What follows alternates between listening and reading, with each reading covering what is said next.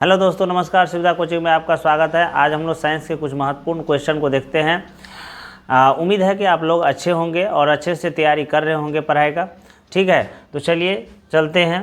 पहला क्वेश्चन है कि प्रकाश के परावर्तन के कितने नियम हैं। तो प्रकाश के परावर्तन के कितने नियम हैं? 1, 2, 3, 4। तो प्रकाश के परावर्तन के 2 नियम हैं। ठीक है, आगे निम्नलिखित में किस लेंस को अपसारी लेंस कहते हैं? उत्तल लेंस, अवतल लेंस, उत्तल लेंस एवं अवतल लेंस, बाइफोकल लेंस। तो अवतल लेंस को अपसारी लेंस कहते हैं। ठीक है, किसी बिंब का वास्तविक तथा समान साइज का प्रतिबिंब प्राप्त करने के लिए बिंब को उत्तल लेंस के सामने कहाँ रखना चाहिए? लेंस के मुख्य फोकस पर, लेंस के फोकस दूरी की दुगुनी दूरी पर, अनंत पर, या लेंस के प्रकाशिक केंद्र तथा मुख्य फोकस के बीच। तो यहाँ पर होगा लेंस के फोकस दूरी की दुगुनी दूरी, यानी वक्ता केंद्र पर रखेंगे तब बिंब का वास्तविक और समान साइज का प्रतिबिंब बनेगा। ठीक है, मानव नेत्र जिस भाग पर किसी वस्तु का प्रतिबिंब बनाता है वह है कॉर्निया, पुतली, परितारिका या दृष्टिपटल। तो यहाँ देखिए, वस्तु का जो प्रतिबिंब बनाता है वो दृष्टिपटल यानी रेटिना पर बनाता है, तो रेटिना को ही दृष्टिपटल कहते हैं। ठीक है, किसी माध्यम के अपवर्तनांक म्यू का मान होता है, क्या होता है? साइन ए बटा साइन आर, साइन आर बटा साइन ए, साइन ए गुने साइन आर, या sine I plus sine R.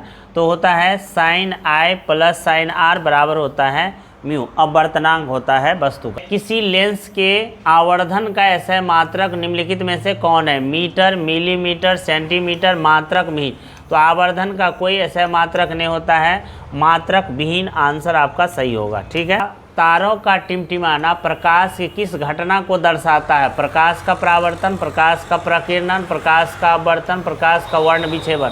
तो तारों का टिमटिमाना प्रकाश के अपवर्तन का कारण होता है। नंबर 1, किसी चालक का प्रतिरोध निम्नलिखित में से किस पर निर्भर करता है? चालक की लंबाई पर, चालक के अनुप्रस्थ काट के क्षेत्रफल पर, चालक पदार्थ की प्रकृति पर, या उपयुक्त में सभी। तो उपयुक्त में सभी पर निर्भर करता है। चालक का प्रतिरोध चालक की लंबाई पर भी, क्षेत्रफल पर भी और पदार्थ पर भी निर्भर करता है। तो यहाँ पे क्या होगा? सभी आपका आंसर सही होगा। ठीक, करें निम्नलिखित में से कौन विद्युत शक्ति का ऐसा मात्रक है? वाट, वाट बाय घंटा, एम्पियर, ओम। तो यहाँ पे शक्ति का ऐसा मात्रक होता है वाट, आपका सही आंसर होगा। ठीक, करें विद्युत परिपथ में विद्युत धारा को मापने के लिए निम्नलिखित में से किस युक्ति का उपयोग होता है? Galvanometer, voltmeter, ammeter, voltmeter. तो यहाँ पर क्या होगा? विद्युत धारा को मापने के लिए क्या आमीटर का प्रयोग किया जाता है? विद्युत धारा को मापने के लिए आमीटर का प्रयोग करते हैं। ठीक है, फ्यूज तार के लिए निम्नलिखित में से कौन सा कथन सत्य है? प्रतिरोध तथा गलनांक दोनों का अधिक होता है, प्रतिरोध कम तथा गलनांक अधिक होता है, प्रतिरोध अधिक तथा गलनांक कम होता है, प्रतिरोध तथा गलनांक दोनों ही कम होता है। तो देखिए, फ्यूज के लिए जो कथन सत्य है वो है प्रतिरोध ज़्यादा होना चाहिए और उसका गलनांक कम होना चाहिए। ठीक है, तो यहाँ कौन सा वाला सही होगा? ये वाला सी नंबर, प्रतिरोध अधिक तथा गलनांक कम होना चाहिए। ये कथन क्या होगा? सत्य होगा। लिखित पदार्थों में कौन चुंबकीय पदार्थ नहीं है? लोहा, निकेल, पित्तल, कोबाल्ट। तो यहाँ पर पित्तल जो है चुंबकीय पदार्थ नहीं है, ये आपका आंसर सही होगा। किसी विद्युत धारावाही सीधी लंबी परिनालिका के भीतर चुंबकीय क्षेत्र का मान क्या होता है? 0 होता है, या फिर इसके सिरों के बीच जाने पर घटता है, फिर इसके सिरे की ओर आने पर बढ़ता है, या सभी बिंदुओं पर समान होता है? तो किसी परिनालिका के भीतर जो चुंबकीय क्षेत्र होता है वो सभी बिंदुओं पर समान होता है। तो ये वाला आंसर। विद्युत धारा के चुंबकीय प्रभाव की खोज किसने की? Oersted, ampere, bore, Friday. तो विद्युत धारा के चुंबकीय प्रभाव की खोज ऑस्टेड ने किए थे। इनमें से कौन जैव मात्रा ऊर्जा स्रोत का उदाहरण नहीं है? लकड़ी, गोबर गैस, नाभिकीय ऊर्जा, कोयला। तो यहाँ नाभिकीय ऊर्जा जैव मात्रा स्रोत का उदाहरण नहीं है। ठीक है, Na2SO4 BaCl2, Na2SO4 plus BaCl2, BaSO4 2NaCl। तो यहाँ पर देखिए कर उपयुक्त अभिक्रिया निम्नलिखित में से किस प्रकार की अभिक्रिया है? संयोजन अभिक्रिया, द्विविस्थापन अभिक्रिया, वियोजन अभिक्रिया, विस्थापन अभिक्रिया। तो यहाँ पर ये द्विविस्थापन अभिक्रिया है। जब Na और SO4 टूटेंगे तो ये होगा Na+ SO4- और Ba+ और Cl2-। तो यहाँ पर Cl2 Na के पास चल जाएगा, SO4 Ba के पास चल जाएगा। आयन का यहाँ पर आदान प्रदान हो रहा है। तो जब दो आयन का आदान प्रदान होगा तो इसको कहते हैं द्विविस्थापन अभिक्रिया। तो यहाँ द्विविस्थापन अभिक्रिया आपका सही आंसर हो। अम्लीय वर्षा के जल का pH मान होना चाहिए 5.6, 5.6 से कम, 5.6 से अधिक, 7.0। तो अम्लीय वर्षा के pH मान 5.6 से कम होना चाहिए, यानी बी नंबर आपका सही आंसर होगा। NaHCO3 यौगिक का प्रचलित नाम लिखित में से कौन है? धोने वाला सोडा, बेकिंग सोडा, विरंजक चूर्ण, सोडियम कार्बोनेट। तो NaHCO3 यानी सोडियम हाइड्रोजन कार्बोनेट ये खाने वाला सोडा को कहते हैं, और खाने वाला सोडा को बेकिंग सोडा भी कहते हैं, इसलिए बेकिंग सोडा आपका सही। अपच का उपचार करने के लिए निम्न में से किस औषधि का उपयोग होता है? Antibiotic, analgesic, antacid, antiseptic. तो यहाँ एंटासिड जो है आपका सही आंसर होगा। अपच के उपचार करने के लिए एंटासिड का प्रयोग किया जाता है, ठीक है। चींटी के डंक एक अम्ल छोड़ जाते हैं जिनके कारण जलन एवं दर्द का अनुभव होता है। यह अम्ल निम्नलिखित में से कौन सा है? मिथेनोइक अम्ल, इथेनोइक अम्ल, सिट्रिक अम्ल, ऑक्जेलिक अम्ल। तो देखिए चींटी के डंक में क्या रहता है? मेथेनोइक अम्ल रहता है। इसका जो है प्रचलित नाम फॉर्मिक अम्ल है, ठीक है। तो मेथेनोइक अम्ल आपको सही आंसर होगा, ठीक। ऑक्जेलिक अम्ल निम्नलिखित में से किस में पाया जाता है? टमाटर, संतरा, सिरका, इमली। तो देखिए ऑक्जेलिक अम्ल टमाटर में पाया जाता है, तो टमाटर आपका आंसर सही होगा। आगे CaSO4 × ½ H2O निम्नलिखित में से किस यौगिक का रासायनिक सूत्र है? संगमरमर, bleaching powder, plaster of Paris या जिप्सम। तो CaSO4 × ½ H2O ये प्लास्टर ऑफ पेरिस का सूत्र है, तो ये प्लास्टर ऑफ पेरिस आपका क्या हो जाएगा? सही आंसर हो जाएगा, ठीक है। लिखित में से कौन सी धातु कमरे के तापमान पर तरल अवस्था में पाया जाता है? पारा, आयोडीन, सल्फर, कार्बन। तो तरल अवस्था में पारा पाया जाता है। पारा एक ऐसी धातु है जो कमरे के ताप में तरल अवस्था में। नाइट्रोजन के दो परमाणुओं के बीच कितने आबंध होते हैं? एक आबंध, द्विआबंध, त्रिआबंध, इनमें से कोई नहीं। तो नाइट्रोजन के दो परमाणु के बीच में यानी N और N के बीच में त्रिआबंध पाया जाता है। तो यहाँ पर जो आंसर होगा वो त्रिआबंध आपका सही आंसर होगा।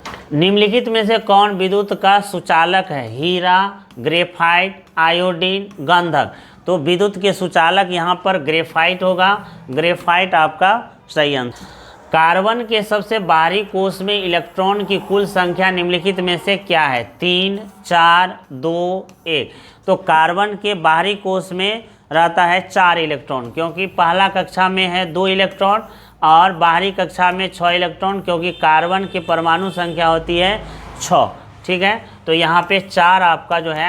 एल्कीन का सामान्य सूत्र निम्नलिखित में से कौन है? CnH2n+2, CnH2n-2, CnH2n, CnHn। तो यहाँ पर एल्कीन का पूछ रहा है, तो एल्कीन का समान सूत्र होता है CnH। आणविक सूत्र लेकिन विभिन्न संरचनाओं वाले यौगिक निम्नलिखित में से क्या कहलाते हैं? संरचनात्मक समावयव, सजातीय श्रेणी, प्रयाकात्मिक समूह, इनमें से कोई नहीं। तो समान आणविक सूत्र एवं विभिन्न संरचनाओं वाले यौगिक को हम बोलते हैं संरचनात्मक समावयव, ठीक है। तो ए नंबर आपका। मैंडलीव के आवर्त नियम के अनुसार तत्वों के गुणधर्म निम्नलिखित में से किसके आवर्त फलन होते हैं? परमाणु संख्या के, परमाणु द्रव्यमान के, परमाणु आकार के, घनत्व के। तो ये परमाणु द्रव्यमान के। आधुनिक आवर्त सारणी के उदर्ग स्तंभ निम्नलिखित में से क्या कहलाते हैं? आवर्त समूह, कोष या इनमें से कोई नहीं। तो आधुनिक आवर्त सारणी के उदर्ग स्तंभ को समूह कहते हैं। चलिए, अम्ल राज में सांद्र हाइड्रोक्लोरिक अम्ल एवं सांद्र नाइट्रिक अम्ल का अनुपात निम्नलिखित में से क्या होता है? तो 1:1, 1:2, 2:1 या 3:1। तो यहाँ 3:1। हरे पौधे कहलाते हैं स्वपोषी, मृतजीवी, परजीवी, उपयुक्त में सभी। तो हरे पौधे आपको स्वपोषी का। छोटी आंत में पाए जाने वाले रसांकुर का क्या कार्य है? अंतर्ग्रहण, पाचन, अवशोषण या स्वांगीकरण। तो छोटी आंत में पाए जाने वाले रसांकुर का काम है अवशोषण। ठीक है, अवशोषण। क्रेब्स चक्र की क्रिया कहाँ होती है? कोशिका दर में, माइटोकॉन्ड्रिया में, गोल्जी काय में, इनमें से कोई नहीं। तो क्रेब्स चक्र की जो क्रिया होती है वो माइटोकॉन्ड्रिया में होती है, क्योंकि ऊर्जा का निर्माण माइटोकॉन्ड्रिया में ही। चलिए, पादप में अनॉक्सीशोषण का अंतिम उत्पाद क्या है? एमिनो अम्ल, वसा अम्ल, इथाइल अल्कोहल, इनमें से कोई नहीं। तो पादप में अनॉक्सीशोषण का अंतिम उत्पाद है इथाइल अल्कोहल। ठीक। पौधे में जल का परिवहन किसके द्वारा होता है? जाइलम द्वारा, फ्लोएम द्वारा, ए और बी दोनों या इनमें से कोई नहीं। तो जल का परिवहन होता है जाइलम द्वारा। जाइलम आपका। खुला परिवहन तंत्र किस में पाया जाता है? बिल्ली में, मनुष्य में, पक्षी में या तितली में? तो खुला परिसंचरण तंत्र तितली में पाया जाता है। ठीक है, तितली आपका। इनमें से कौन पादप उत्सर्जी पदार्थ नहीं है? टेनिन, रेजिन, लेटेक्स या स्टार्च? तो पादप उत्पाद ये सारे हैं, स्टार्च नहीं है। स्टार्च आपका सही है। इनमें से कौन एमिनो अम्ल के विखंडन से बना है? CO2, CO, NH3, उपयुक्त में सभी। तो यहाँ पर क्या हो जाएगा?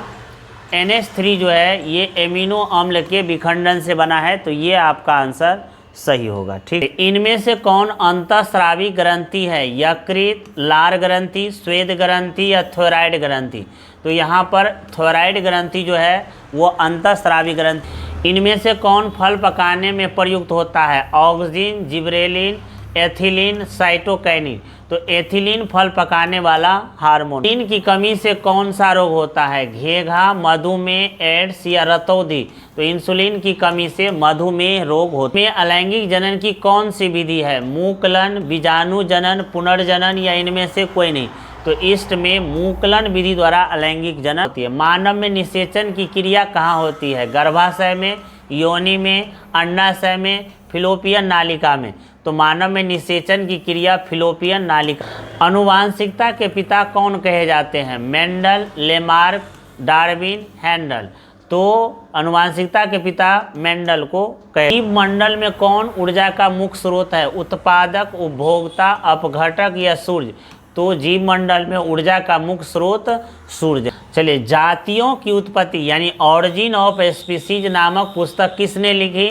लेमार्क, मेंडल, डार्विन, इनमें से कोई नहीं। तो डार्विन आपका सही आंसर होगा। बस इतना ही। अगर आपको वीडियो अच्छा लगा होगा तो लाइक और सब्सक्राइब जरूर कर दीजिएगा। Thank you.